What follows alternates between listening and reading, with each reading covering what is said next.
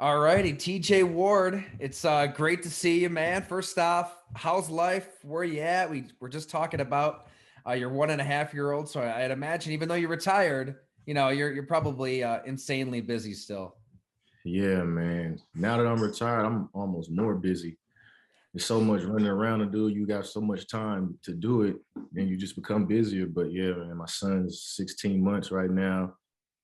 It's getting big fast, man, fast. So trying to keep up with him and the agency I just started, Player Above Sports Group, and some other little things I got going on, golfing and such things with company sticks. So I got a full plate, man. I'm happy to have one.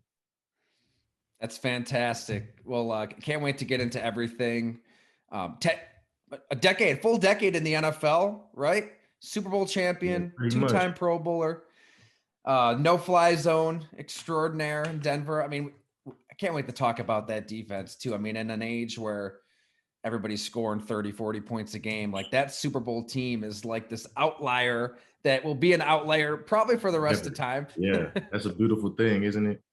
Not only to be one of the best, but like one of the last or the last, kind of. Because I've told people before, like, our era of defense is gone. It will never return just because of the way the game is set up with the rules, the protection for the quarterback.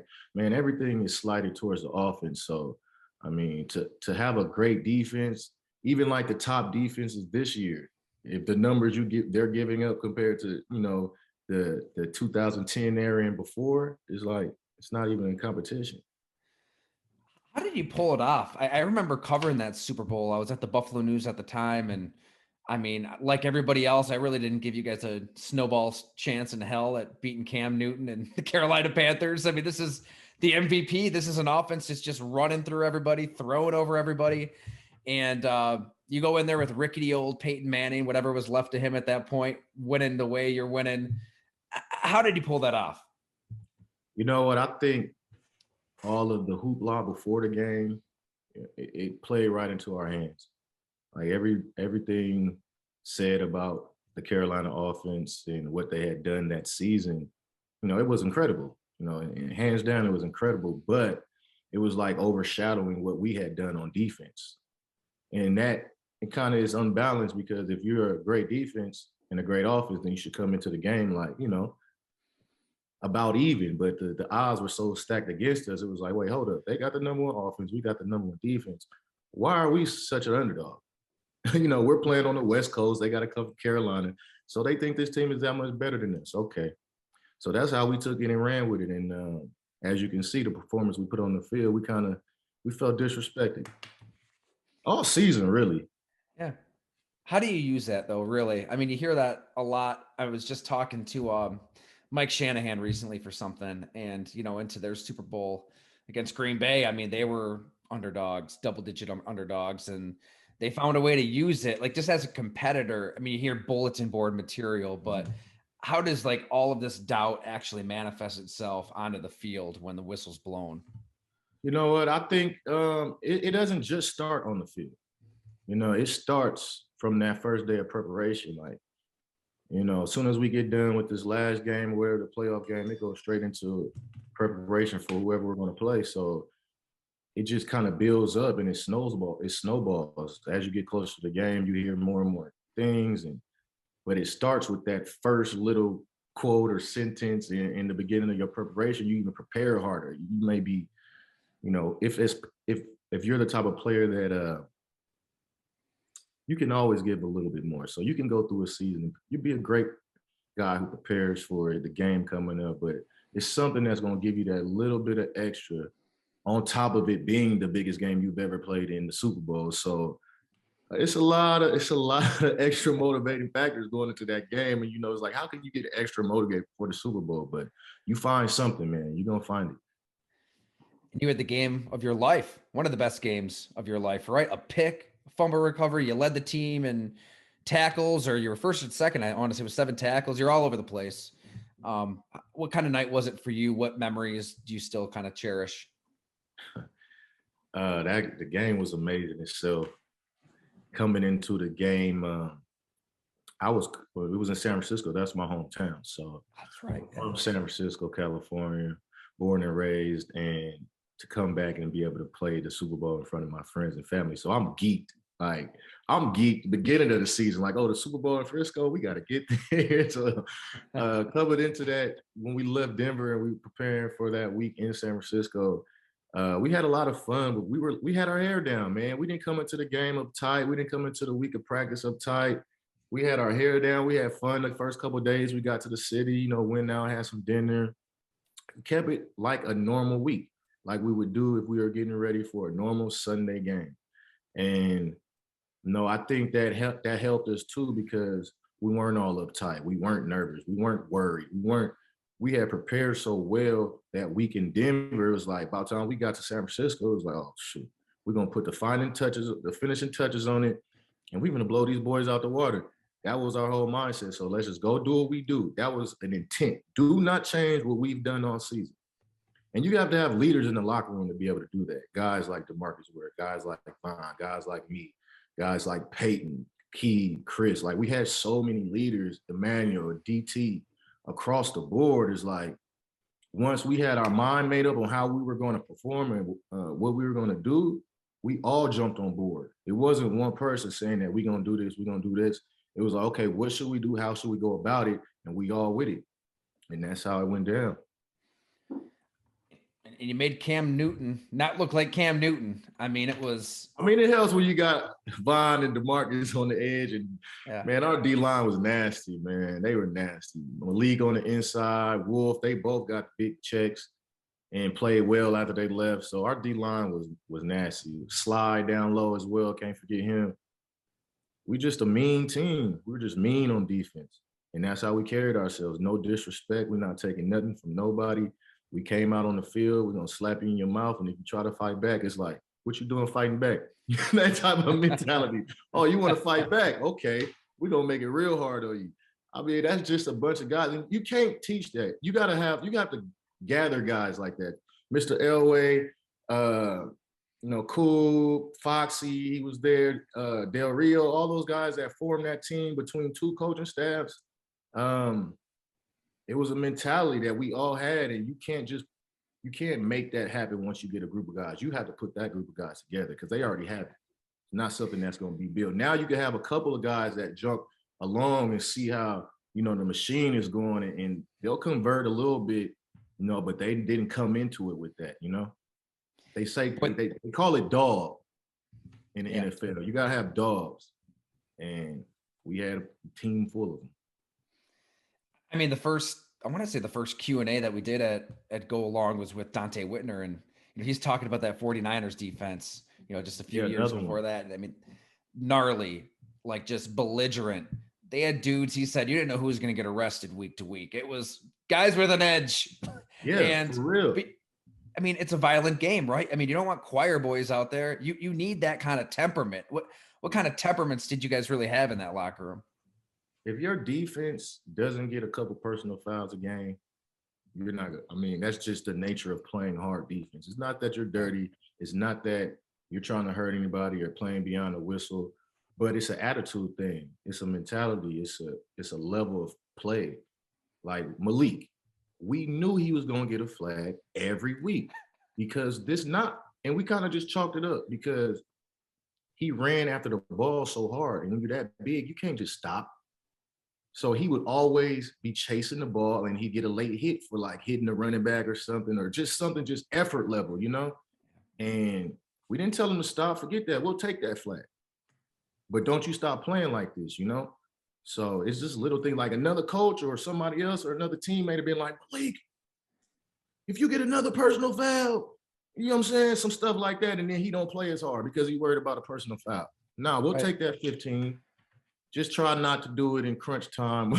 Try not to do it in, important situations. But we're gonna let that one go. You gotta take something to do with the bad.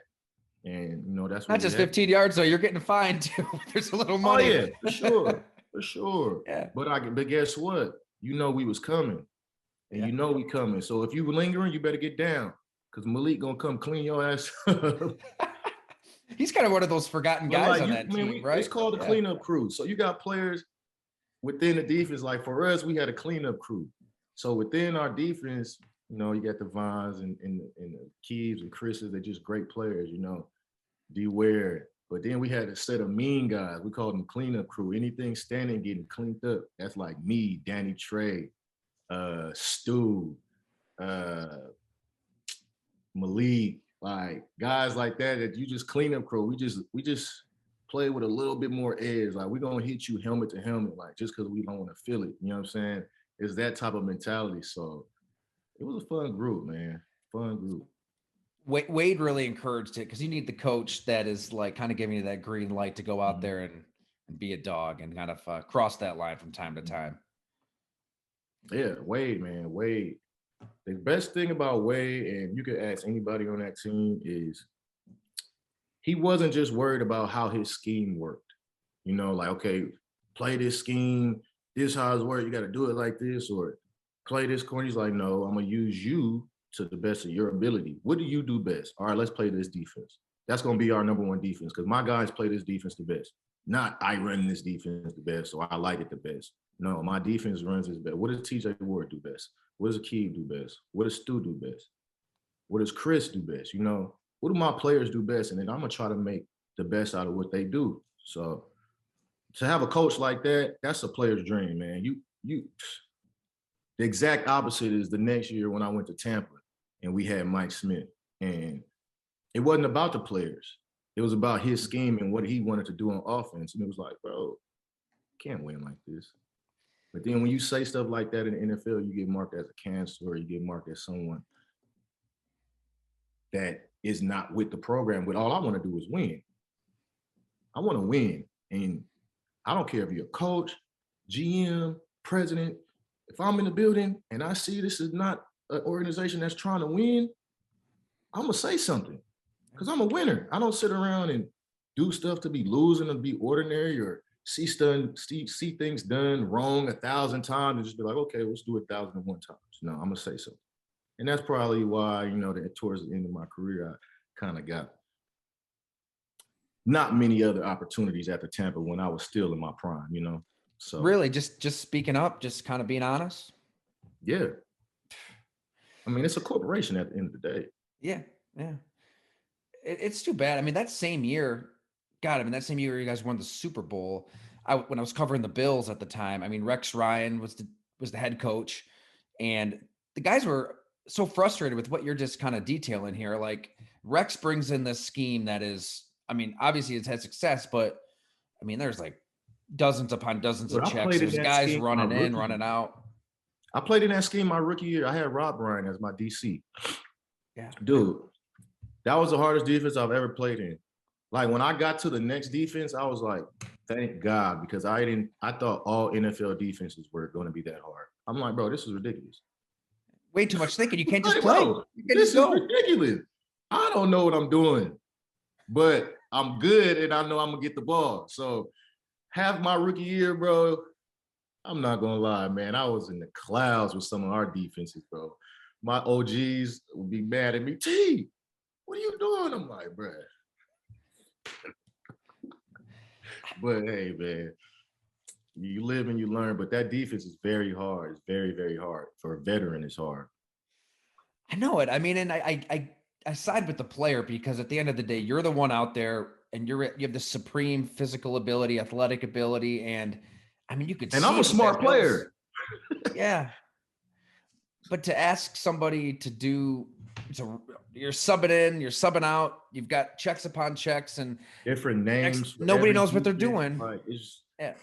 it's just crazy, bro. It's like he'd have a name for a defense, and a lot of coaches they try to like make it something to help you remember. Like, so if it's um, um say we're running a fire zone coverage, that's just a zone blitz. So it might be Liz for left zone, and then it'll be the name of the blitz, right? So you're like, okay, Liz, okay, I know I got a left zone blitz, and it's the dime, so it might be Liz, Dino, and that's a defense cover three. Liz Dino cover three. Well, instead of left dime cover three, he'll have Maxine. Who is Maxine? oh, this girl I used to go to high school with, she'd always have something on the left side of her face. It's like, what? Are you serious? No, I'm dead at. Or he'll be like, oh, I was sitting back thinking about Coach, what's the name's daughter, and it's the name of the defense we're running this week. Okay, that's not helping me remember anything. And then we used to have like these formations, right? So you have these calls. He'd call it blitz the formation and zone the formation. So for every formation, there might be a different blitz or a different zone coverage. So they come out near I have this blitz. They come out in trips, I'm gonna have this blitz. This is all in one game, week to week. So I might have, he called BTF, blitz of formation. All right, now I'm waiting for a formation to come out. Oh, this formation come out. All right, what do we have for this formation? It's trips. All right, now I got to see the formation and remember what defense we have. All right, remember what I got to do. Remember all my communications. I can't get that done before the ball snapped. Yeah. And that's why a lot of times you see disorientation, or you say, what a miscommunication, or what happened to this guy? Well, it's probably a long defense or something that they had to take some time to figure out. And Rob Ryan's still coaching in the NFL. Isn't that something? Dude, you know what? Rob is a great coach. Like, away from that stuff, like away from all this, like, he's a great coach. He teaches great fundamentals. He's a great motivator. He's a player's coach. Like, you're gonna say, like, Wade, use you to the best of your ability. He's a great coach, but that was the only thing that was like, damn, if I could just get in one position and go off, you know what I'm saying? But I love the way Rob used me my rookie year. Shoot, I had a great Rex, we had Eric Wood on. I mean, Rex Ryan had guys ready to run through a wall, all that kind of stuff that goes into coaching. Rob is a great coach. Guys love that kind of stuff. Man, guys love that shit. Back to what you were talking about earlier, though, like with just that violence, that physicality that you guys played with. I gotta hear what you have to say about all these roughing the passer penalties this year, all the taunting. Like, I feel like the league and the owners, they're trying to find this middle ground that doesn't exist. I mean, I don't, if I'm a defensive player and I'm going toward the quarterback, I don't know what I'm even allowed to do at this point. And let alone this being a game rooted in adrenaline and violence. Like, I don't know how you don't react after a big play in terms of the taunting stuff. Like, when you're watching football in 2021, what's going through? It's ridiculous. Like they say all the time, you got a bunch of guys that never played the game making the rules. Like, you've never played the game, or you played it at a very low level and you're making the rules. You have no empathy. You have no, relativity to what's going on that field. Like, you can't relate. So why are you making the rules? Like, some of the rules, okay, we get it. Make us safer, yada, yada, yada. But like, it's a difference between making the game safe and making it unfair. Like, he plays quarterback. He's going to get hit. Like, and me, I'm glad I'm not playing, because this was my biggest, as a safety, like, you got the quarterback putting the ball in positions where you have no choice but to knock that receiver out. But I started chopping receivers. I'm taking ACLs out. I don't care. Like, I can't hit you high. What's that mentality like? I'm not hitting you in your chest. I'm not hitting you in your stomach. You could have hit me. No, I'm hitting you in your legs. I'm flipping your shit. So if you don't want that to happen, tell your quarterback, don't throw that seam ball no more. Don't throw that slant. Because I'm not doing anything to help you out. If I can't just hit on reaction, then I'm going super low every time. So just know that. These receivers would rather you hit high too. They don't want you going at their legs. Exactly. They would, but at the end of the day, it comes down to that mighty dollar. And they're not getting sued for ACL tears. They're getting sued for brain, brain trouble. So, and it's a big issue. It's a huge issue, man. I talk to guys I've played with all the time, and we're going through it. We are going through it. The younger players, I'm not talking about the guys that played in the 80s, the Singletaries and all those guys. I'm talking about guys just got off the field. Like, we have issues, and people like to make fun of it. It's not funny. So part of you gets it then? I mean. Oh, yeah, I absolutely get it.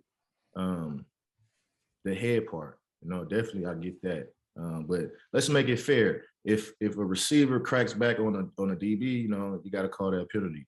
If a lineman is doing certain things, if a running back is putting his head down to, you know, engage in contact, which they don't call as much, but that's the number one thing a running back does every single time he's about to come into contact is lower the crown of his helmet. But it's the rarest call.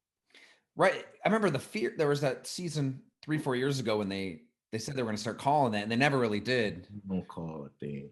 They only call it against defensive players. So what are you dealing with? You said that you and people you know just out of the game are dealing with Yeah, brain man, it's stuff. like a lot of like lapses in memories, short-term memory, like lapses. Sure, mood swings, for sure, mood swings, short temper, short patience, anxiety, anxiety like a mug. Uh, I can name a few other things, but So yeah. you've already kind of experienced this all, like in your day-to-day life, like you're already, I mean, forgetting things, getting a short fuse, and you don't really know why. hmm So, yeah, man, I'm thinking I'd recommend, especially with the mental health thing being a huge focal point right now in society, it seems like I recommend going to see somebody if you do have any issues as an ex-player. I know I am. I'm talking to somebody right now, and at first I thought I didn't need it, but it's actually helped me a lot. So I'd recommend it. Let's get into that if you want. Then I mean, because you're 34 years old. I mean, you should have decades upon decades left to live here, already be dealing with this kind of stuff. I mean, it's probably good to be proactive. Like, what are you doing, and how is it helping? Um, like I said, I see a therapist. You know, I got my CBDs and things like that, products that help a lot. You know, my son, he keeps me patient. So, you know, just being around him, man, it's like, shoot, how can I get mad? Um, what else? Just staying busy, bro. Mainly staying busy. Um, that helps the most. One and It's a the half idle years time. old, your son, right? Yeah, he's August 12th, so he's 16 months now. Boy, what are you guys doing then? How does he kind of keep you patient and grounded? Well, first off, he keeps me the busiest out of everything. Between waking up earliest and having to get his food ready and then get him dressed and then get me dressed, or have my meetings in between my Zoom calls or different phone calls, put him down for a nap so I could do the calls, wake him up, feed him again, you know, do stuff around the house, have some appointments at the house where I got some maintenance going on, or there's always something wrong with the house, man. Always. Oh yeah. And then just a little errands I have to do. Um, yeah, that's pretty much it. We didn't even really start at the top here though, but for people who don't know, um, so in high school you were on De La Salle, right? The crazy winning streak. Mm-hmm. Part of that, was it 151 games in a row? 151. And First loss was after my senior year. oh man, that's insane. 151 games. Yeah. Uh, but you had can't remember what it was, but you had a pretty significant injury that kind of affected your future, right? You had to walk on at Mhm. college.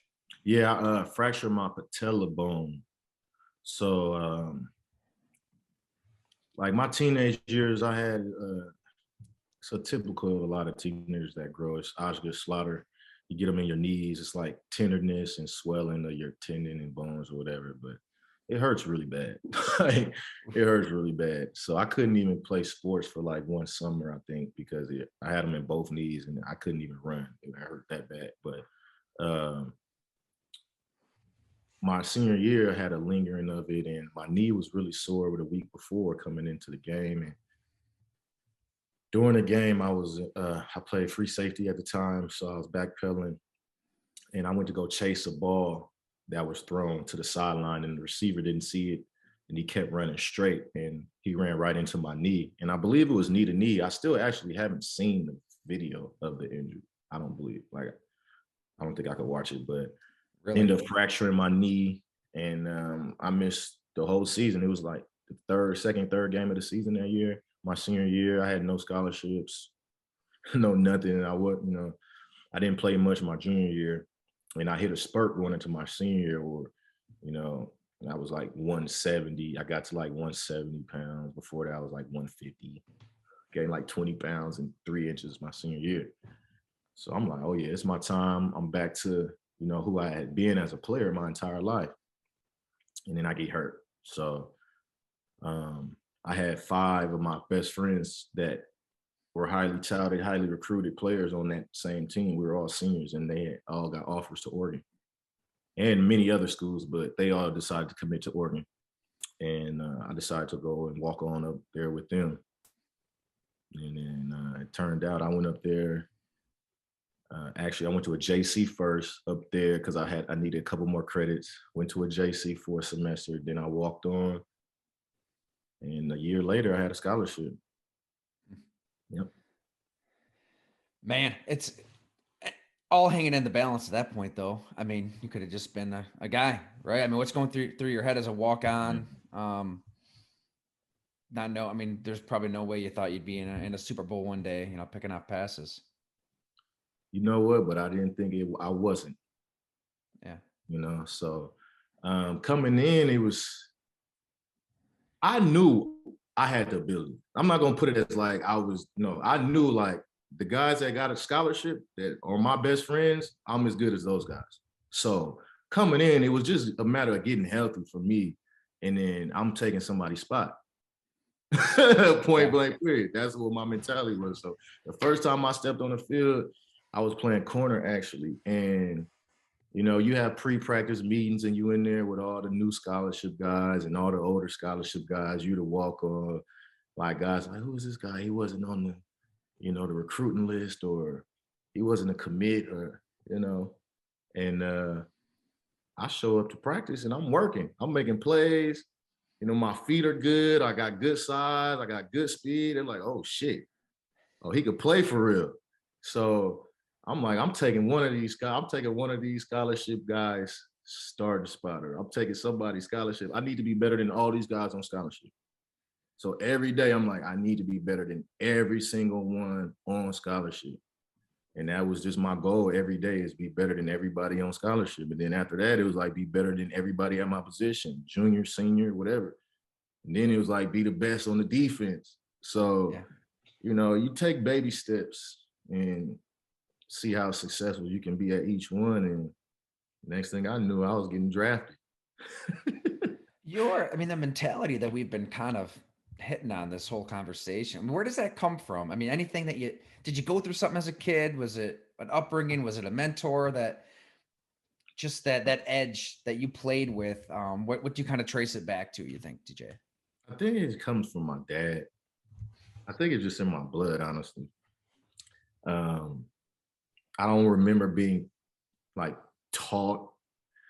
I guess it's just something you pick up from like your parents and seeing how they interact with people in certain situations they've been in, and certain lessons they try to teach. But it was never like, oh, we have this mentality, or like, the wars, this is a war mentality. Like it wasn't nothing like that.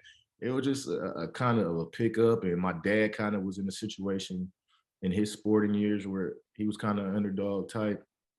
And he's been the youngest of 12 kids. So he's always been looking up to people, or not people, but his siblings. And he's always got, all of the guidance and all of the game because he's been the youngest. So, it's been fortunate that he's been able to pass that, and not only his stories, but all of his siblings and friends' stories. And we just picked them up, and it's just something that, like you said, you can't teach it, man. It's either in you or not.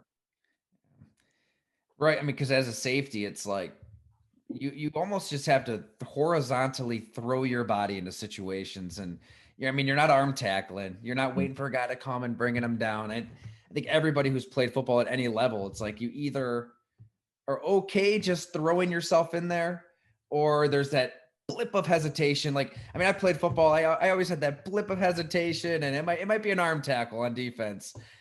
You weren't that way. No, not at all. Even on to Cleveland, I mean, you're throwing yourself anywhere. Yeah, I learned I learned that getting hit and like your arms and like that hurts. Like bringing the pain is a lot easier than taking it. So I learned that a long time ago. Like always be the aggressor, because if you're not, then somebody's inflicting the pain on you. And I don't care how big you are, I'm gonna come my hardest, because if I don't, you're gonna hurt me more than I'm gonna hurt myself. Although, as we kind of alluded to earlier, I mean, there's going to be concussions along the way. I mean, you might be Mhm. feeling some of those effects for Yeah, for years sure, now. for sure. I mean, like you say, it's the nature of the game, nature of the position. Um, that protocol or safety wasn't taught for me growing up. So it was just something that we did and, we lived with. We were ignorant to, Yeah. a lot of the trauma, the brain trauma that's going on a lot of these players now. But the whole football, the sport, the entire system in America, you know, if you grew up in the 90s, you played Pop Warner in the 90s, it was all about going head to head. That's what we called it, going head to head. If Yeah. it was a big hit, oh, they went head to head. What's the name one? Like, it was like real Rams out there. So you in practice, you're doing hitting drills. You may do 2 or 3 hitting drills before you even get to the scheme. We just hitting the condition, you know. Now it's taught much better from Pop Warner on up. So when they get to the age where the velocity and the speed and the strength is faster, their second nature is to play with their head out the game. Whereas you're trying to teach me year 5 in the NFL. It's over for me. There's no turning back. I've been playing football one way for 25 years. You telling me now I can't play like this? Good luck. Let me get up out of here. Let Yep. me finish these last 5 years and get up out of here. It's remarkable you lasted as long as you did, Right? right? Because I'm going to get a lot of money taken from me. Yeah, you can't change the way you play, and I don't know. I mean, how many concussions do you think you suffered in your playing career? Uh, man, more than I have hands. Holy shit! Really? Yeah, for sure. Easy. And if a player tells you that at play safety, he's probably not telling the truth. Because even when you don't think you're concussed, you're concussed. Yeah. So you might have a hair, I'll make a hit and be like, woo, and like, and go right back. That's a mild concussion. You don't even know. It's not just the concussions like, oh, I don't smell nothing, I can't see, or I don't remember. Nah, it's just a little quick, oh shit, now I'm back. I've had them plenty of times.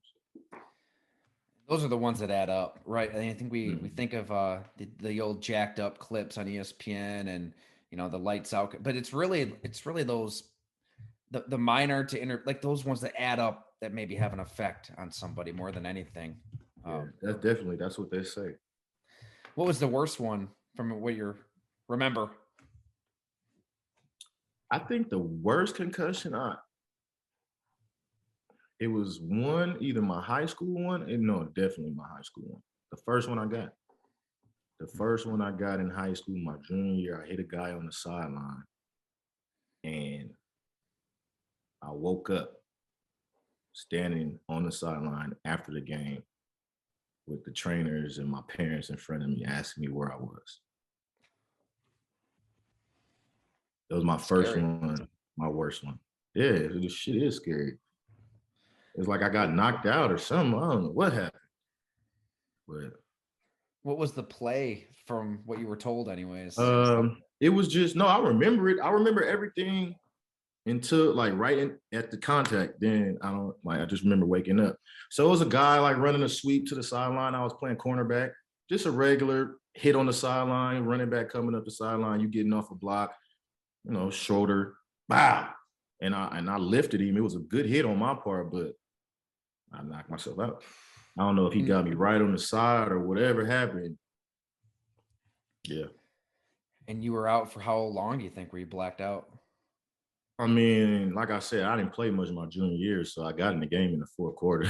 So it wasn't like the whole game. It's probably like Yeah. 10 minutes. I don't know, but shit. Yeah. It wasn't like I woke up on the ground and like, so I'm thinking that I kept going and not knowing that I was still up and doing things. I don't think I was knocked out on the ground. I think I may even finish the game, but I didn't even realize it until that point. Yeah. Man, that's Because if you scary. get knocked out, you think like they gonna keep you on the ground, like, hello, you up? Nah, I was standing up. There's not exactly an independent neurosurgeon on the sideline that's gonna like take you in and help you from you either. I mean, you were involved with, gosh, I can remember being on the Packers beat. I mean, weren't you in that collision with Jermichael Finley? I mean, that ended his career, right? Yeah, I was, and I was actually on the tackling side. I didn't hit him. I kind of Right. was dragging him down, and That's right. John Gibson hit him, and shit, that was unfortunate because it was towards the end of the game. That game, they was running all over us. What's it like as a player though? When I always wonder this, when a guy's just out cold, right? I mean, he's horizontal, he's not moving. An ambulance comes out, he gets put on a stretcher. What in the hell is going through your mind in that moment? Like, how do you just go out there and play the next snap when you see somebody taken off on a stretcher playing this game? Uh-huh. You don't. I'm never worried about it at the moment. Like, I like the next play. I just go back into the next play. Like, we don't think about that. I don't think we do. I mean, if you a player and you play, you can't think about that and play with your hair on fire. That get put in the closet or a cubby somewhere. Then you praying for him, you hope he's okay. And then a lot of players probably say it can't happen to me or won't happen to me, or that's not the case. You just gotta pray, man. Pray and be blessed. You guys are wired different than normal human beings. I don't Yeah. know how you can just play after something like that.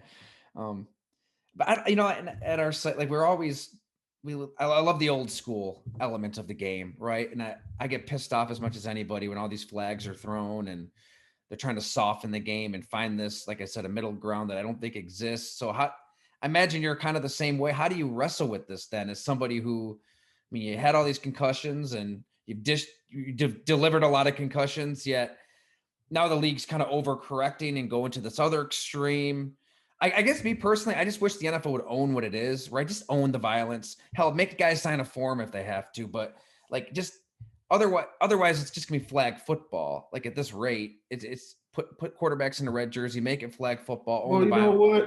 what? Is there I a don't middle mind ground? it. Make it flag football. Make it flag football.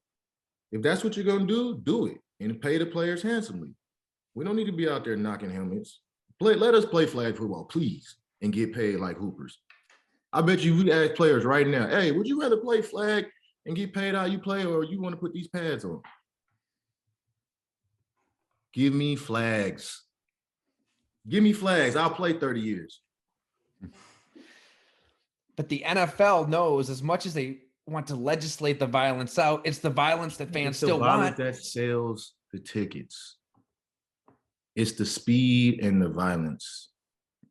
It's these 300, 200 to 300-pound players moving faster than anybody you know and stronger than anybody you know. And they're colliding and they're skiing to it. It's a beautiful game, man. It is. It's a beautiful game. But it's like you said, it is what it is. So if it's not, then let's just have it not.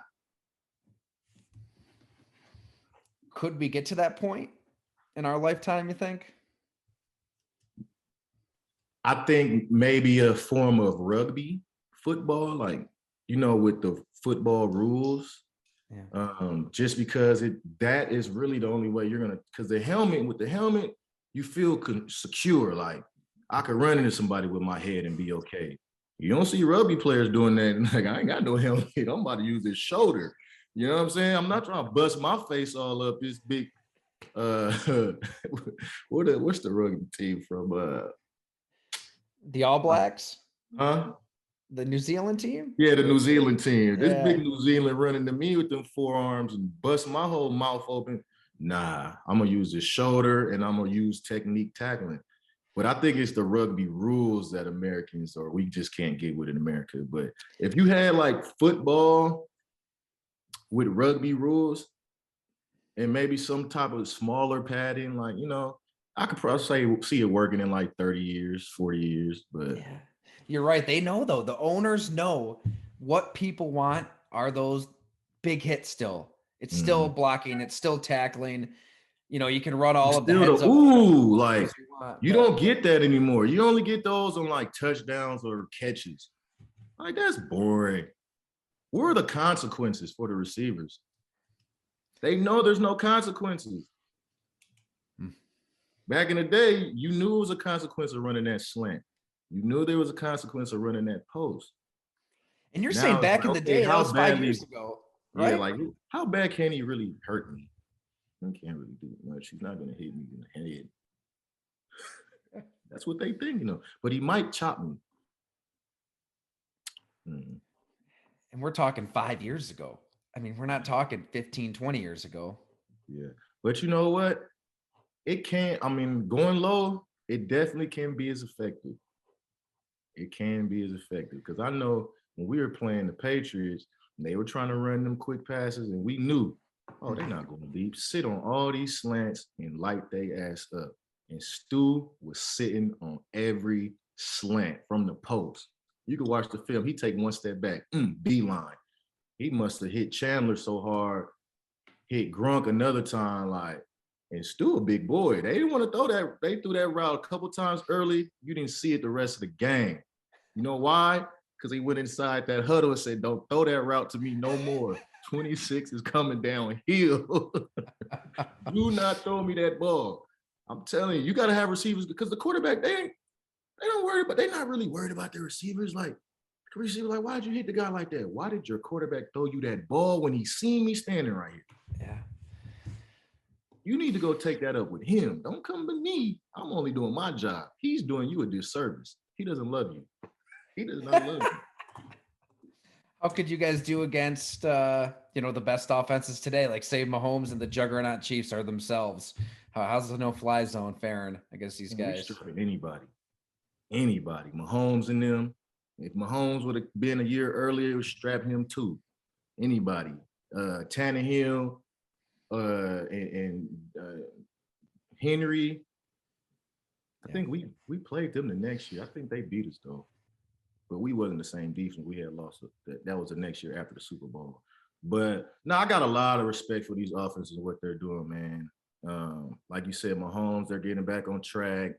The Titans, their run game. I love the physicality of their offense, man. I just love the old school football, like getting back to running the ball and playing hard-nosed defense, hard-nosed offense. And I love that side of football. So all the teams like the Browns that play that type of way on offense, and it lets you see the flaws in the defenses now, because at one point teams were like getting away from that at the end of the 2000s, because if you remember, all the safeties in the league and linebackers were big. So your linebackers weren't no smaller than 230 on the inside. Your safeties might be 220, 230, no smaller than 200. No smaller than 200.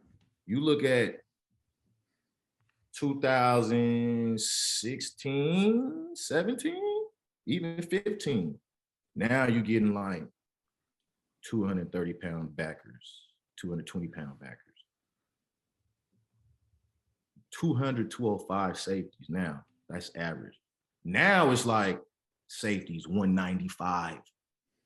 You don't even know who plays corner and safety anymore out there. You look at the field, it's like, okay, who's the corners and who's the safeties? You don't know. They're the same size.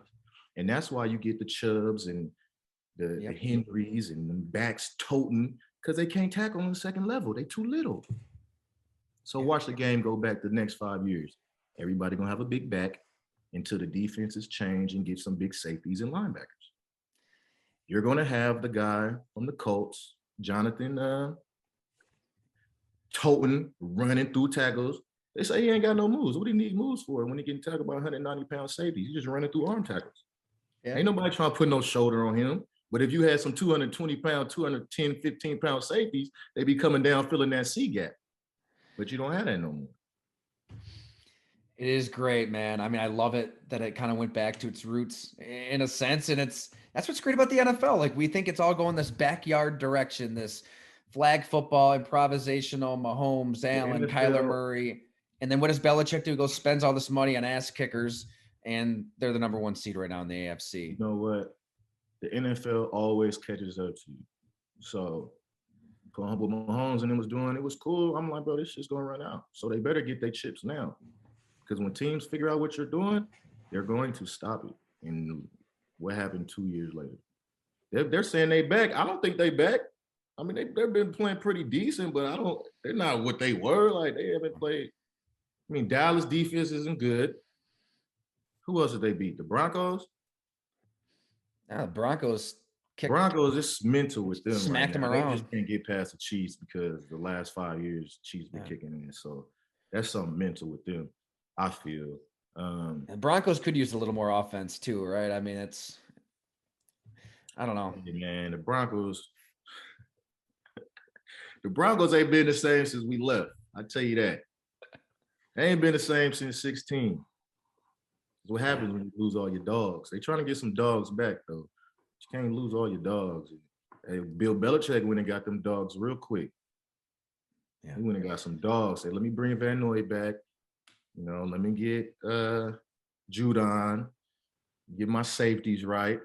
Give me some dogs. You got to have them.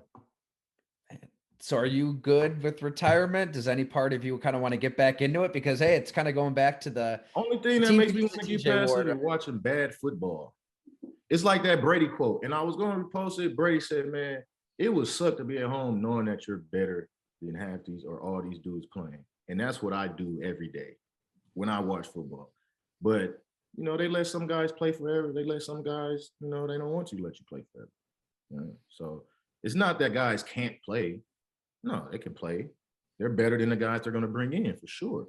But the older you get, the bigger your ticket goes, the more informed you are, the smarter player you are, the more business savvy you are with what's going on within the organization, within yourself.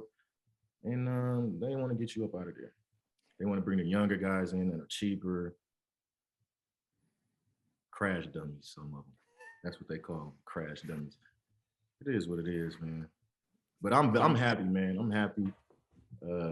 I can actually watch and enjoy football now. The first couple of years, I was very, very upset. I was very upset by the situation. With how it went down, Tampa, Arizona? Yeah, I mean, I got a chance. I was already out of football for 2 years when Arizona called. That's right, yeah. I was sitting on the couch for 2 years. I had just a year before that, I had just signed $5 million with Tampa. And was out of football for 2 years. I couldn't get a workout. I couldn't get a visit to a building. It was just abrupt. Don't talk to TJ Ward. Don't nobody answer his calls. Don't bring him in. Don't give him a workout. You were blackballed. You think? Out of nowhere, I can't even get a workout? Why? That's a good question. Something in Tampa happened within that coaching staff, or I think it was mainly the coaching staff. But yes, I'm happy, man. They just put out the word that you don't want TJ Ward on your team for whatever reason? I guess, I mean, I got some word from one of my teammates that one of the coaches had came up to him talking about that I was a cancer and this and that. And I was like, okay, this is coming from the guy who has done what in the NFL? Has won what? Okay, thank you. All right, thank you. What have you won? Okay, nothing. You ain't even won your division talking to me. Yeah. God, I mean, and so much. You're an assistant coordinator, Crozier. You see any given Sunday? You are offensive. That's right, Crozier. Get out of my face. Nah, but it's just, It's You Dirk know, Cutter, man, right? Dirk it's Cutter, Mike bad when Smith. people don't get where you're coming from and they try to spread these things about you. It's like, we are not the same. You don't get, we're not here. So just keep your mouth shut. That's the best thing to do. What were those So 2 years like? Did you say you're kind of I was depressed? training for 2 whole years, like year round almost. Just trying to get a call, trying to get in the building. Like, dudes were hurt. I couldn't get a call. Cats were dropping like flies, like during that season, the first year. I'm like, bro, I just came off a Pro Bowl. No one wants me to come work out. Not one of these 32 teams. Talk about frustrated, bro. Yeah, so that Insane. went by for another year. And actually, the second year, early in the year, I got a workout with Jacksonville. And they safeties were terrible at the time. And then a couple of them got hurt. I worked out. They let me go. I'm like, really? For real? Oh, all right. So, man, it's just how the game goes sometimes, man. That's how it goes. Just for speaking up on what you didn't like about the scheme, you know, Pretty something like much. that. I mean, it was a lot going on that season, man. Yeah.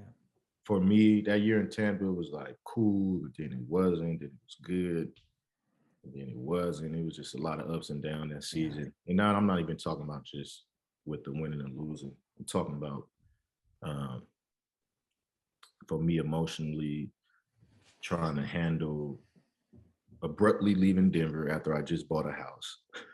Just bought a home, built it from ground up, got released right before the season in my contract year, thinking I'm gonna play in Denver and have like my best year ever. I pulled my hamstring right before preseason starts. So I don't play in no preseason games. Then they release me right before the regular season game. And this is how they came at me, like, yo, are you healthy? You ready to play? I'm like, yeah, I'll be ready for week one. I mean, I don't think I should play in this last preseason game being a vet, being an all-pro player. Like, this is usually the game for the rookies and guys trying to make the team, but I don't want to go out there and hurt to where I'm not ready for week one. So, okay, cool. Go to get treatment the next day, get cut. Wow. How does that go down? Like, how do they literally cut you in that moment after everything you've kind of done? Shit don't matter. It don't matter. It's only one-way street of loyalty, and that's the players to the organization, or that's what they want you to have. But there's only one way. There's not a two-way street. Say loyalty, one direction, and it's a dead end.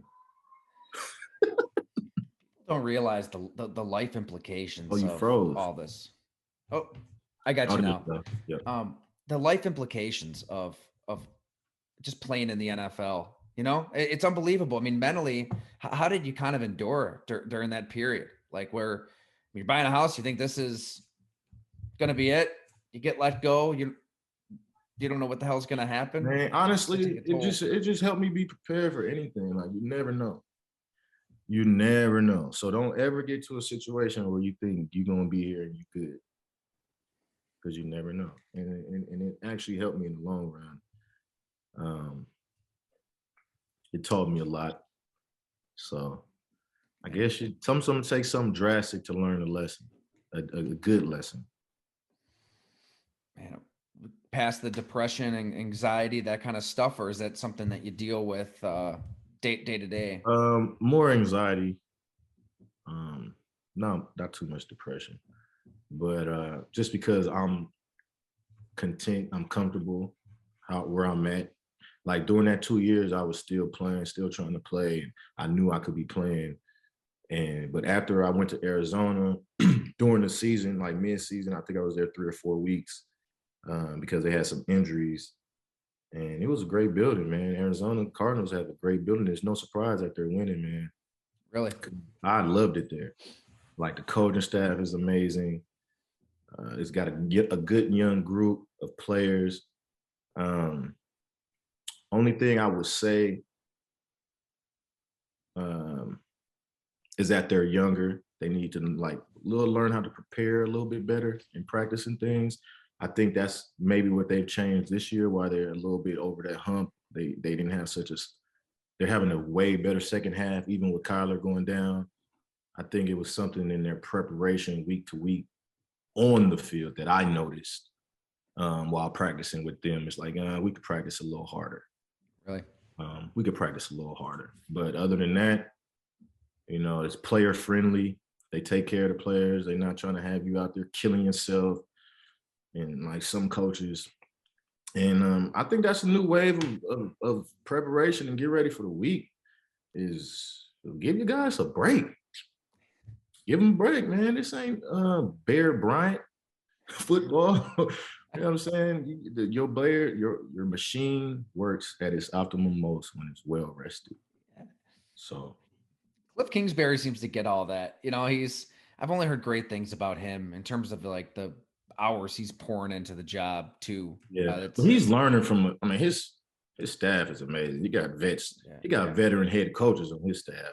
So he's taking as much as he's a great job he's doing. I'm not by far giving him all the credit for that.